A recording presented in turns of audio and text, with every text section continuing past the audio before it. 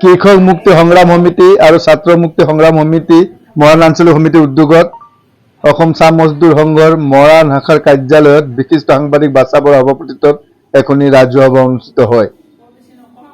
অহা 19 এপ্ৰিল তাৰিখে তৃতীয়বাৰ্ষিক মুকলি বিহু অনুষ্ঠিত কৰাৰ সিদ্ধান্ত গ্ৰহণ কৰা হয়।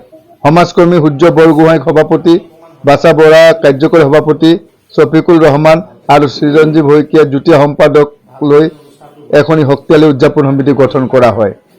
সভাত কেইবাজনো বিশিষ্ট ব্যক্তিয়ে তেওঁলোকে তথ্যগধুৰ বক্তব্য দাঙি ধৰে।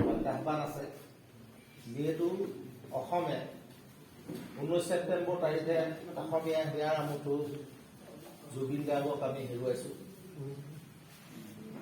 সংগীত জগতৰ ভোটা তৰা সদৃশ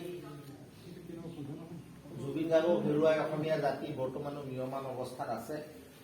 যিহেতু বিহুটো পাতিব লাগিব, গতিকে বিহু পতাৰ আগতেই যিখন বিহুতলীত এই বিহু অনুষ্ঠানটো আমি উদযাপন কৰিম, সেইখন মই প্ৰথমে আজি সভাত আহ্বান জনাইছোঁ।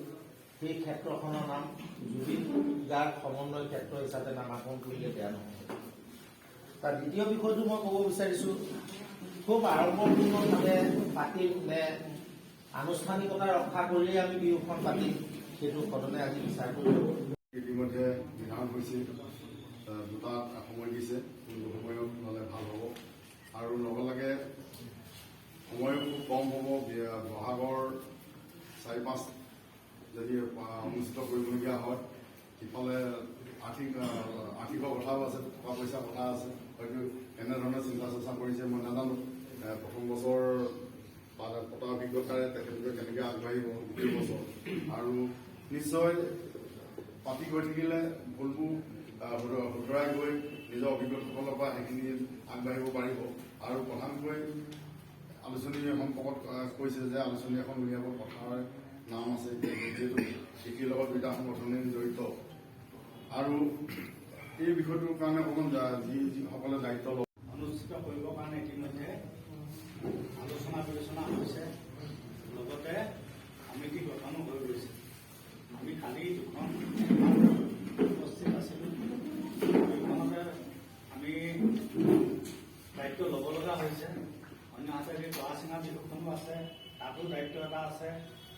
গতিকে আমি ভাবোঁ যে বিহু মেলা পাতিবলগীয়া হয়, যিমানে সংখ্যা বাঢ়ে সিমানে ভাল লাগে। তথাপিতো তাতে কিছুমান কথা কিন্তু আমি চকু দিবই লাগিব। আমি ধন সংগ্ৰহ কৰিবলৈ গ'লে, দান বৰঙণি বিচাৰিবলৈ গ'লে একেখিনি ব্যৱসায়ীৰ ওচৰলৈকে নিশ্চয়কৈ যাব লাগিব। আৰু যিসকলে বিহু মেলাৰ নামত দিয়ে সেইসকলৰ ওচৰলৈকে আকৌ যাব লাগিব। এনেধৰণৰ কিছুমান কথা হৈছে। সেই যিটো আমাৰ আটাইতকৈ ডাঙৰ কথাটো হৈছে বাজেট। আমি কেনেকৈ ধন সংগ্ৰহটো কৰিম, আৰু ধন সংগ্ৰহটো কৰিবলৈ যাওঁতেই বিহু মেলা পাতিবলৈ যাওঁতেই প্ৰতিক্ৰিয়া হয়, খেলি মেলি অলপ হোৱা দেখিবলৈ পোৱা যায়। গতিকে কোনো কাৰণত কেতিয়াও যাতে ধন সংগ্ৰহ কৰোঁতে খেলি মেলি নহয়, তেনেকুৱা এটা প্ৰক্ৰিয়াৰ মাজেৰে ভালদৰে বিহু মেলাখন অনুষ্ঠিত কৰিব পাৰিব লাগে।